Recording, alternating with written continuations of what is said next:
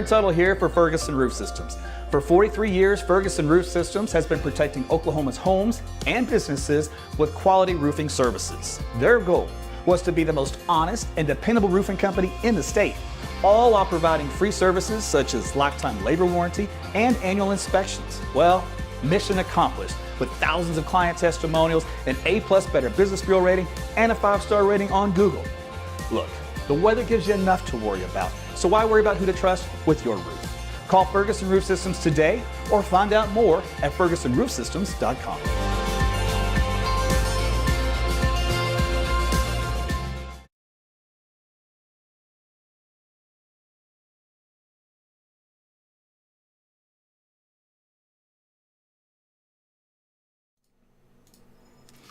Hey everyone, Meteorologist Darren Tuttle back with you again. It is time to talk about some big changes for Oklahoma. Also have a hurricane to talk about. We've got big stuff for next week to talk about.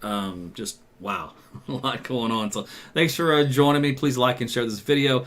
Leave a comment, whatever the comment may be. Maybe it's just 2 dots. Maybe it's a question mark. Maybe it's an exclamation point. Whatever it is, the more comments you leave on Facebook, YouTube, all that kind of stuff, the more the algorithms recognize it and then give you more of what you want. So that's kind of a way to kind of keep things flowing on your end as well as mine. So thanks for tuning in. Later on this evening, I'm going to be showing you little Penelope. So if you've been wanting and dying to see little Penelope up close and personal, here's your chance.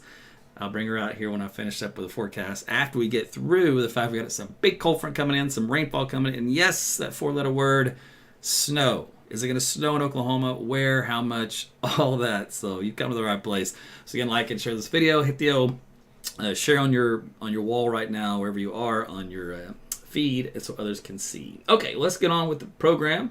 First off, hey, out there right now, man, it's pretty decent. 71 degrees. Hey, this time of the year, I'll take it. That's pretty nice on the way of temperatures.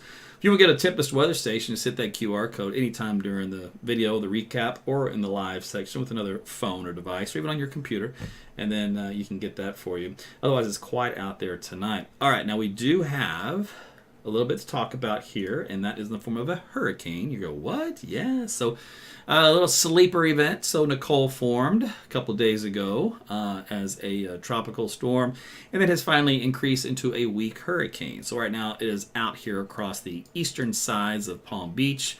Right now it is a Category 1 storm with winds maximum around 75 miles per hour, gusts up to around 92.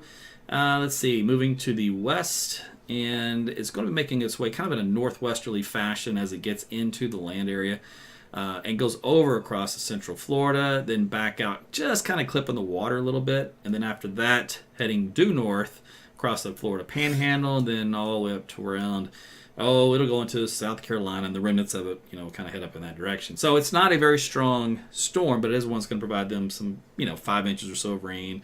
So occasional flooding and, wind gusts up around 60 on land. So that kind of a minimal hurricane, but needless to say, those folks are breaking for that.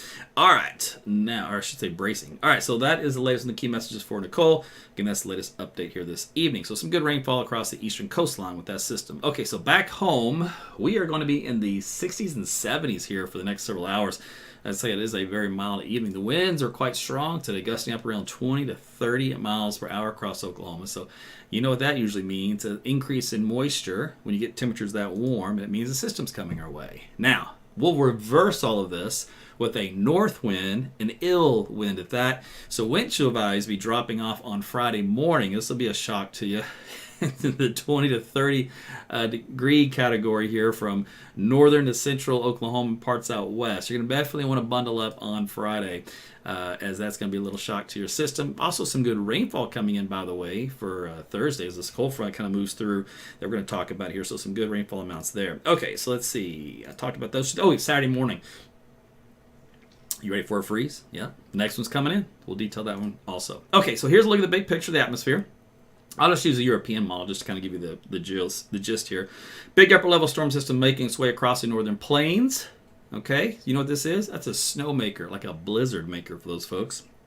2 feet of snow. That's ridiculous. That's what's going to happen across North Dakota and parts of South Dakota. All right, well, that trailing end of it will bring us a little bit of that rainfall. It's this energy here, highlighted for you in the red, zips through Oklahoma for our Thursday, on into Thursday night and Friday morning. So that'll push in the stronger, colder air and the rainfall. Okay, that moves on out. Then look what comes in its wake. You see this little guy right here? I'll stop it on Monday at lunchtime. So this, my friends, is our area of interest. And it's really what this is an upper level low. All right. Now, the question is there going to be cold air in place? One. If so, where's the exact track of the upper low? So those are the two questions we're going to look at here for tonight, because that tells you who is going to see the snow or who's going to get rain out of this particular storm system. All right. So, woohoo. Hey, I mentioned in the blog it was a weak signal. Last 24 to 36 hours, it became a much stronger signal. But we're still 5 days away. Okay, so here real quick, the winds again kicking up for tonight. Now, as we head into tomorrow, it'll be a rude awakening also for tomorrow afternoon, by the way. So here's lunchtime. The cold front starts to make its way into Canadian County. And then by 2 to 3 o'clock here in central Oklahoma, it just breezes right on through Oklahoma City in that 2 o'clock hour. So you're going to see a strong north wind, gusty winds up around 30 miles per hour, and temperatures falling quickly, probably about 15 to 20 degrees rather fast. So you'll end up with probably needing a light jacket, especially late afternoon and evening. Those winds will stay gusty during the evening hours, so all that color shows you on the map, and overnight into tomorrow, Friday morning. There's some purple there. Those are sustained winds up around 25 miles per hour. We'll probably have some gusts of 35. And then on Friday afternoon, the winds finally start to die off late day. So it's going to be a windy day on Friday. And on Saturday morning, light winds, clear skies, which means a good freeze coming up across the state. All right, let's take a look at those temperatures for you. So as we start tomorrow morning, we're going to be in the 60s, mid-60s at that. We do warm up into the 70s, though, across many areas. And then, like I said, for the afternoon hours, watch how this color bar temperature changes, and that's because these colder numbers fall in. So we go from, let me back that up. You see that? 68 in Oklahoma City to 40, almost 48. So, like I said, that's about a 20-degree temperature drop here pretty quickly. The models do kind of rebound a little bit, but needless to say, it's going to be kind of a chilly afternoon, a little bit raw into the low 50s. Now, I do want to mention when you factor in the wind with that, we're going to take a look at that here. That's the wind chill value, and I'll go into Thursday afternoon. So the wind chill value won't be as big of a deal for Thursday. It'll feel like it's into the 40s. All right, so that's still chill. Like I said, it's jacket weather, but it's not terrible. All right, let's go past Thursday. Let me go back here, and we'll go into Friday morning. Remember we talked about how cold it was going to be Friday morning. All right, so Friday morning temperatures are looking at 40 degrees, and then on the afternoon here in Oklahoma City, by the way, in Tulsa. But by the afternoon, we don't really do a whole lot, right? We dip into the upper 30s briefly. In other words, we get more cold air that filters in. Then by afternoon, we get back into the mid-40s across the state. So, like I said, Friday's going to be pretty gross. And then as we head into Saturday morning, there's your temperatures bottoming out to the teens, 20s, and 30s. So pretty much a freeze statewide with the exception of maybe down there in southeast Oklahoma. Okay, so here's a look at the wind chill values for Friday. We'll start you off into the 20s. And during the afternoon into the 30s. So Friday's going to be a coat day here in Oklahoma. So if you haven't dusted off or cleaned it, now might be the time to do so. And of course, winds will die down by Saturday morning. But because of any wind out there with those bottoming out temperatures, you'll still get some wind chill values in the 20s and teens real easily. All right, rainfall amounts. Let's take a look at that. So dry tonight. A few sprinkles early tomorrow morning out west. In central, but no big deal. Let's see that little fine line here. That's the front coming in. It's going to help to trigger off those showers. And yes, a few thunderstorms from southwest Oklahoma through northern parts of the state by lunchtime. Not a whole lot, kind of scattered, widely scattered in nature, about a 30% coverage in that region. But then they kind of really start going as we head from about 4 to 5 o'clock here over parts of central and eastern Oklahoma as they continue to bubble up through the evening hour. So you can see a lot more of that red stuff on the map once you head into eastern Oklahoma. So this is about midnight or so. You can see how most of the heavy stuff is moved out of central Oklahoma. It's all in the far east overnight into Friday morning. So by the time you start your day on Friday, pretty much all the rain is out of the state. And then that's all she wrote. Now, as far as rainfall amounts, pretty decent. Now, the models will never be able to pick out those really heavy thunderstorm, isolated totals, but the broad brush, model nice blend to smooth things out on averages. Could be as much as half an inch here in central Oklahoma, about an inch up around the Tulsa area. So some good rainfalls are expected. We definitely need it, so not going to complain about that at all. Okay, that was the big change coming up in the short term, right? Now let's talk about the snow. All right, so this is where we really got to buckle down. So we got to get serious because we're talking about snow 5 days away. So you know we got to get serious because I'm sure you've already seen snowfall maps all over Twitter. So, all right, well, let's just take a look here what the models are doing. This is the latest view of what they all see today. Okay, so this is the European position of the upper level low. Here is the Canadian, here is the American, and here is the UK map. All fairly similar. They're all pretty much over New Mexico. That's a good sign. In the earlier day when I did my blog on Sunday, only one had anywhere close to possibly giving us some snow, and it was the American model, but it's always so horrible.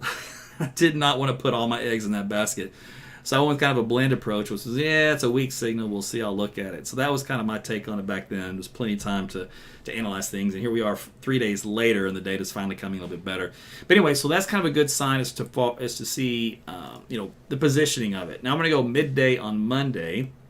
That's the European. It's got it over the southeastern Texas Panhandle, kind of a southwest Oklahoma. All right, that's a good shot for snow here in the state. The Canadian model, a little more to the south, but same kind of idea. The American's a whole state away. Good grief. What's going on with that? UK Met's kind of splits the difference. It's over the Texas Panhandle. Now, that's a more northern track. Big change, big difference in northern track between a southern track as to who gets the snow. And remember, we are 5 days away. I cannot stress that enough. All right, so the European goes pretty much right over central Oklahoma. So if you want snow in Oklahoma City, you're pretty much pulling for that one. The Canadian's a little too far to the south, along the Red River. All right, so if you want snow in southern Oklahoma, you're going for the Canadian. The American model's late to the party, but it's still in the south route, so it's going to Red River. And the UK Met's back on the northern route, so it's kind of going more north central Oklahoma. All right, so we kind of got 2 central north and 2 central south. Good news is central's in play, and no matter how you look at it. So if we look at what we call ensemble model, we take like the European. There's what we call a control model. It's the one that we use. All right, it's the primary run. It's the best one, the best pick of the litter. The problem is there's a litter of 50 within that. All right, so we can nudge the model in different directions. So we call that the ensemble runs. And there's, like I said, there's 50 what we call perturbations. In other words, they just push them in different directions and they see what the output is. So I can give you 2 views of this. One, this general map view, kind of a top down. So we'll see how many have any type of snow accumulation in the model data. And this is a confidence factor. In other words, this is the model onto something, does at least most of it think it's going to rain? If you look at the European, you go, and you ask all the Europeans, how many of you Europeans think it's going to snow in Oklahoma? That's what we're going to do. Okay, so it does have, the panhandle, so there's 1, 2, and I'm just going to go with the snow signal, not necessarily here, right, in central Oklahoma. It's just in general. 3, 4, 5, here we go, 6, 7, 8, barely, sort of 9. There's 1. There's another one. That's a good one. No, that's a good one. So we're in the, that's okay. These bottom lines, there's a couple there, little weak signals, but they're all weak. Nothing is strong. Nothing says, oh my goodness, can you believe what's coming? All right, here's the second page of that, so the other 25. Same idea. There's a couple here that have a pretty good signal. So it's about 50-50. All right, half of the models think, it's a pretty good signal for snow. The other half are like, flurries if you're lucky. Okay, so here's a look if we look at a view this direction. And we kind of just basically look at these as kind of a slide ruler. Call it a matrix. You call it anything you want, but it's just another way to view the same data. Now, if you look here, these little E1s, 2, 3, 4, these are the numbers of the models. Well, if you follow across the line, this is where you see, look, got some snow in there. And then the second line, no snow on that one. That one, yes. Then no, no, no, no. Yes, no, yes, yes. Or excuse me, no, no, yes, no, yes, no, no.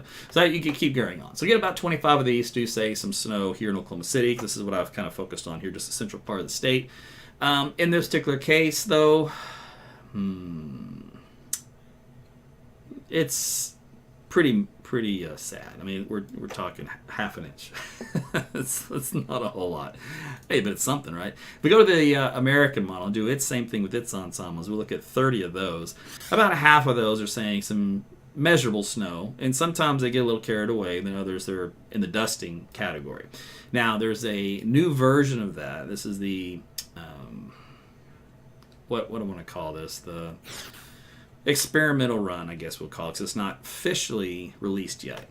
it likes to favor some decent snow across the southern half of Oklahoma. So pretty much along I-40, points to the south, with amounts between anywhere from 2 to 3 to 6 inches here in the blue to purple shading. So the take home here that you want to see is the potential of how much. In other words, this is kind of a moisture gauge. We're going to get some decent moisture to produce some decent snowfall amounts. Now here the issue is temperatures, right? And not only air temperatures, but ground temperatures. That's going to melt a lot of that. So if we look at that plot, for example, we just did. Let me go back to this panel here. And you factor all the melting. Remember we had like 3, 4, 5, 6 inches? Well, look what it turns into. A dusting to about 1 to 2. So all that's going to melt is what I'm saying. It may be snowing to beat the band, but at the end of the day, you're not going to have a whole lot to write home about. But that's expected on early snowfall. Okay, so here's a look at other models just to kind of give you an idea. This is a UK Met. Remember how the UK Met was more kind of central and north? So you can see how it lives the Oklahoma and Texas panhandle a little bit on into northern Kansas. So that's quite a change. The American models we mentioned earlier, this is the older version of it. It seems to love most of Oklahoma, central and east. I mean, it went stupid numbers, 8 inches of snow. Now, I will give you a insider tip. I'll need to close all the kids' ears so they can't hear. So just do this. So in college, we would call it the good for S model. So just to kind of give you an idea, the American model is a GFS model for a reason. So in other words, don't always buy into it. Okay, so let's look at the Canadian model, GDPS. All right. Like I said, it kind of likes that southern track as well. It's got some hot spots in here. There's 3, 4 inches of snow. And then the European, like I said, that was the best one if you want it here in Oklahoma City and central Oklahoma in general. It's got 5 inches here in Oklahoma City, close to 6, and then out to the west. The ensemble runs of it are much less. As you know, this is the control run, which, kind of goes with the pick of the litter, so to speak. So that's all the wish casting that we have in the snowfall amounts from the models this far out. The Icon model, which I actually use quite a bit for snowfall forecast, it does fairly well. It has that northern track to it, kind of a mix between the European and the UK Met. So you can still see there's still a lot of play. And that 50 to 100 miles in this direction, that direction makes all the difference as to who sees what. So the good news I can tell you out of this is that the signal has improved for rainfall, which aka is now going to be snowfall because it'll be cold enough. In other words, the moisture has improved. Okay, so that's good. Now we're just going to focus on the placement. And then, of course, there will be a lot of melting. But, I don't want to poo-poo the whole thing. All right, so here's a look at temperatures. Tomorrow, decent here in Oklahoma City for the first half of the day. Then by 2 o'clock, it's probably time to get out the jackets because from that point forward, you have temperatures falling. And then Friday, Saturday, Sunday, again, pretty chilly overnight lows. You can see these dipping into the 20s to low 30s off and on. So we're going to be stuck in a cold rut. So if you had any outdoor plants that you've been kind of, letting them soak up the sun here for November, it's time to bring them in, cover them permanently, all that kind of stuff. All right, so that's what I've got here for you, both on the short term, long term, stormy term, snowy term, all that. Okay, Jody, bring in the GIMP. I had her watch Pulp Fiction the other day. She'd never seen it for the first time. That movie was something. All right, I hadn't seen it since college. I was like, man, that's been a while. They couldn't make that movie anymore. But anyway, I'm not talking about that. I'm talking about Penelope. Let's bring in old Penelope. Aww. Here's little Penelope. Okay, little baby. Hi. Hi. You want to say hi to everybody? Yeah? Do you know you're on camera? So you wave? You go, hey, everybody. So right there in the middle. That's what you're looking at. So this is our little Penelope. Quite squirmy. So she's a boss lady. And Larry is having some adjustment issues because you're telling him what's up. So I think the scale's broken. It said she was 2 pounds. She doesn't feel 2 pounds. So she's a teacup Yorkie. She's 10 weeks and plus a couple days. Just got her in hot off the presses from Canada. She's a cutie, ton of personality as you imagine. And she bosses Larry around and she attacks him. Jumps on his face, bites his ears off, his legs. She's teething, so she's going nuts. So we're in that process of, okay, all right, it's okay. I'm going to let you down. All right. I was trying to show everybody. I know. Okay. So anyway, this is Penelope. Sorry. She's not as docile as Larry. So it's going to take a minute. All right, there you go. Off she goes. She's going to go and bite something or chew something. She likes extension cords, anything with power, anything plastic, furniture, people. So, hey, I thought you were done in here. Anyway, so up next is the old, potty training fun and the kenneling or crating fun, and that's not going so well. But hey, she's only 10 weeks. So yeah, we came up with Penelope because obviously we needed a cute name to go with Larry, because who names their dog Larry? So we have little Larry and little Penelope. And when Penelope gets of age, Larry will have a girlfriend. So Larry will be happy with that. Larry's been looking for a girlfriend for a long time. And so he's going to have one. So we'll see what kind of babies we get out of these two. But their parents, grandparents, cousins, where all they came from, different lineage or lines, they're all cute. So we get to see the parents of each one, and they're just adorable. So we're like, we have some good-looking kids coming up out of that litter. But anyway, so there you go. There's Penelope, and I'll bring her out off and on. And she's a cutie. Everywhere we go, of course, she's, let's put it this way. We're required to bring her. If we don't bring her, we are required to leave the premises. So, as you can see why. She's a bundle of joy and lots of hugs and kisses. So she's very lovable. All right, I see all the stars in there. I see the hearts. So it looks like she's a winner for all you guys. Ron, they are fighting like a couple. It's not quite entertaining. We got a lot of video already, and so I'll have to post some of that just to kind of give you guys a heads up as to what's going on in the world of puppy land.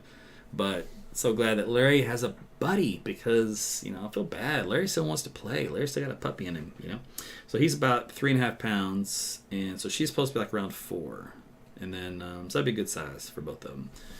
And of course they travel easy. Well, she will at some point. Larry easy to travel. He loves to go places, so hopefully she'll love to go places. Right now she's a little nervous because it's a lot of moving around, doesn't know what's happening, so she's in that nervous part. But at home she's like I said, she's ruling the roost, and she's fast. So fast, and she can jump. I was like, I'm impressed. The vet said she was strong like an ox. So she's gonna be in good shape. Okay, so listen, that's it for me. Trying to think here. I won't be doing any cut-ins until, I don't know, maybe this weekend sometime. I'll probably try to do one. We really tied up, had some family town, so Jody's daughter's here from Canada, so spent a lot of time in the old family side. So hopefully Sunday I'll be able to do a live, and of course I have a blog out by then, I believe, and then we'll see what Monday, late Monday into Tuesday looks like with that storm system. So hopefully it still looks to be on track. It won't change much, and the snow looks good. So if anything, I'll post a few screen grabs on social media or something to kind of keep you updated. But thanks for stopping in. Thanks for the comments and the stars and everything else, and the donations and subscribing. It's funny, I get all these different, by the way, on YouTube, checking in with you guys. Jody's always got you under control, but thanks for checking in. YouTube rewards creators by the more you comment, and I guess Facebook does too in a way. It's all algorithm driven. But what you guys don't know is that on the behind the scenes for content creators, it's become a nightmare. Various reasons, but they keep changing these algorithms, right? So it frustrates our reach and our ability to kind of notify everybody or have everybody see the content, or get even the little Google ads that sometimes run on these. I mean, everything is just getting so ridiculous, and so it's content creators are struggling on the back end, because a lot of them will put in a lot of work, right? They put in a lot of hours, and what you don't realize probably in some of these that you do actually may watch during the day that put all this material out. I mean, it's like a job. It's a full-time job depending on what it is they're producing and how much work that goes into it, and then they're still trying to make a living off of that, and these platforms aren't making that easy. They're making it very difficult. So it's a difficult environment to be in. I think what happened was, in the early days that worked, right? 'Cause there wasn't a whole lot of content creators, but then now there's so many and everybody's fighting for scrapping for every dollar they can get.